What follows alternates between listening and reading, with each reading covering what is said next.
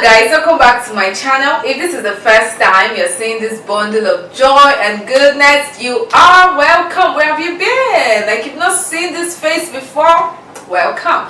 So my name is John Echo, and I make videos about marriage, motherhood, ministry, purpose and destiny. But I think we should just change it to marriage, motherhood and ministry, MMM. If you support that, let me know what you know in the comment section. Like, this channel is all about MMM.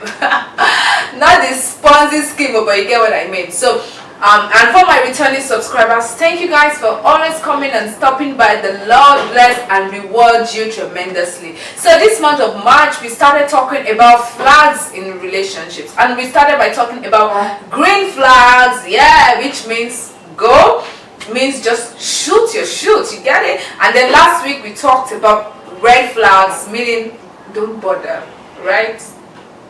Just stop it. And this week I'm talking about yellow flags. What does it mean? What does yellow flag, what does it mean? It means that there is a willingness and a readiness to go, but you must proceed with caution. So the key word here is what you proceed with caution. So I trust that the Holy Spirit will help me to really explain these things to you in Jesus' name. So let's get right into the video. I want to serve the purpose of God in my generation. I want to serve the purpose of God while I am alive. I want to give my life. So the first thing about this yellow flag is that I'm going to be telling us some things that we need to consider, or some things that we must put in place, alright, before you proceed with caution. The first thing is teachability, right? This means that the person in question, or the person you are planning to proceed with, must be teachable, right? He or she must be willing, right? Must be willing to learn, not just from other people. And that's the emphasis of this teachability. They must be willing to learn from you. In other words, when you correct them, they must be willing to listen, right? They must be willing to listen to you, and they are teachable. They have that heart. They don't see that you hate me, or I must you always be the one to complain. I do this thing, my mother does not say anything, I must you be the one. So it means that they are not like that, but they are willing to learn, all right? Their heart is opened, and they know that you love them enough and you want them to be better. So they are teachable. That's the first thing. The second thing you must look out for is that this person is humble at heart. In other words, whatever you tell them, they receive it, and they are humble enough to admit that, oh, actually what you're talking about is true. They have that humility of heart. Person is humble at heart. He or she can receive what you are telling them, and they don't have any doubts about what, you know what humility is, right? Like, they are humble, not just the outward, it's okay, it's okay. No, but right in their hearts, they are ready to receive whatever you are telling them with that humble spirit. Another thing you need to put in place is that this person is willing to learn, and they are ready to put in the work, or whatever action will require, or whatever action will be required, okay, to be a better version. So they are not just talking, they are not just teachable, but they are ready to put in the work. For example, this person does not brush 2 times in a day, right? And you are telling, okay, the person, oh, okay, I understand that I need to brush. Teachable. They receive it, humility, and they go ahead, like they put in the work, they start doing it, right? They start doing what you have talked about, or what you have complained about. So there is willingness, and there is corresponding action to whatever you tell them. So you have to look out for this thing. And finally, the last thing you have to look out for is that this person is ready to be a better person, right? They don't sit in that place of, this is how I am, or this is how my parents trained me, or this is everything I've learned all my life, and now you are telling me that it is wrong, or it's not so good. They are in that place where they are ready to be a better version of themselves. So make sure that these 4 things are in place before I will talk about the things that You see, they are not so big. Okay, so make sure that the person is teachable, make sure the person is humble, make sure the person is willing and ready to put in the action, and make sure this person is ready to become a better version of themselves. So let's look at some of these things. The first thing is educational background. Let's say maybe this person has a master's degree and you have a BSc, or they have a PhD. I know there are some people that they're really into all these certificates and all that, but these are things that can be worked upon. These are things that you can always go back to school when you are married. Yeah, so don't let this be a hindrance to you making that final decision that, okay, this person does not have a master's, so I must marry somebody that has masters. This person, it can be worked on. You can go back to school even after marriage and all that. The second thing I want to talk about, this side is very common, is forgetting birthdays, forgetting anniversaries, or forgetting important dates, especially men. I'm sorry, the men, but this mostly applies to you. So remember that this person is teachable, he or she is humble and ready to change. So if this person is not really into dates, right, is not really into birthdays, anniversaries and all those things, you can help them improve. What can you do? You can set reminders on their phones, you can help them write, get sticky notes and write, or you keep reminding them and talking about them. So don't say that because this person forgot my birthday, that means I don't mean much to the person. It's not 100% true, right? There are even men that don't remember their birthdays.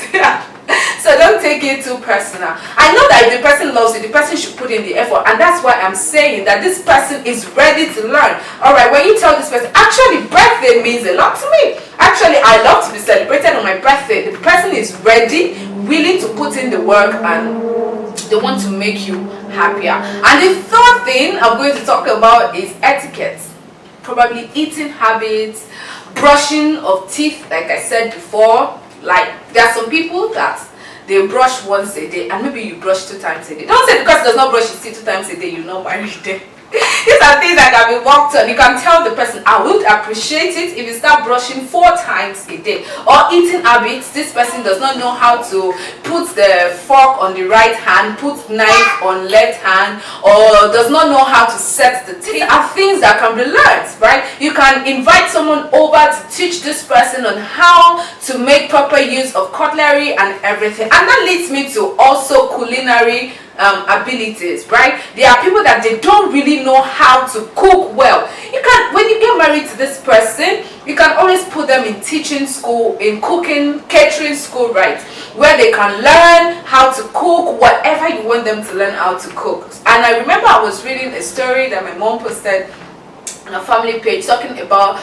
a man that got married to a woman that could not cook well, and after their wedding, the mother-in-law noticed that the son was always stopping by at the house to just greet the mom. Do you get? So the mother figured out that was because the wife was not cooking in the house, that the son will always come to our house just to, you know, to greet them in quotes. And then when the mother-in-law noticed, what did she do? She called the wife and she started to teach her how to cook. It's a very long story, but I just tried to make it short. And at the end of the day, what happened? The girl learned how to cook and she became a better cook, and the husband stopped going back to the mother's house. So what am I saying? This person does not know how to cook, but he or she is willing to learn. There are people that don't know how to cook because of their background. So I don't think it should really be, this is actually debatable, but I don't think it should really be like, okay, you don't know how to cook, so I'll not marry you. These are things that the person is willing to learn. All right, so you can work on it. You can work on it. You can work on it. Imagine somebody shows you, or God has told you this is your wife. Would you now say because the person does not know how to cook, you will not marry? You can even put the person in school before you get married to the person. Do you get it? So these are things that can be worked. Another flag that can be worked on is poor homemaking abilities. Yeah, there are people that they don't know how to keep a home. Maybe the woman is not neat enough, she does not know how to sweep, how to fold clothes, or even the man, he just comes home and he throws his jackets wherever he wants. These are things that you can teach them. That, babe, please, when you come, please make sure you put your shoes here. You teach them, you do, and you see that they are willing to learn. Or the woman, she does not know how to do some basic things in the home. You can always teach. You can always send them to elders. You can always send them to I think there's school where you can learn hotel management and all those things. Yes, and home management. Yeah, so you can send them to school where they can learn things like that. These are things that can be worked on, all right, in marriage. And if they are not worked on,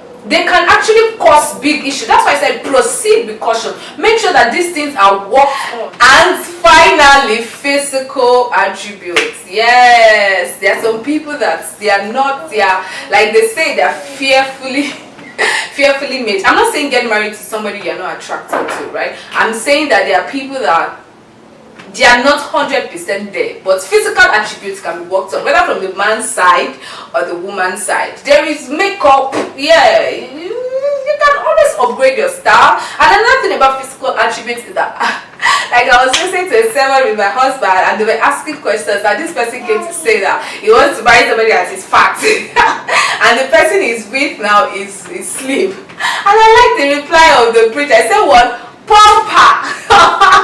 Give her food, she'll become fat. Alright, so physical attributes, these are things that they can be worked on. If you want a fat too bad and she's slim now, just wait till she gives birth.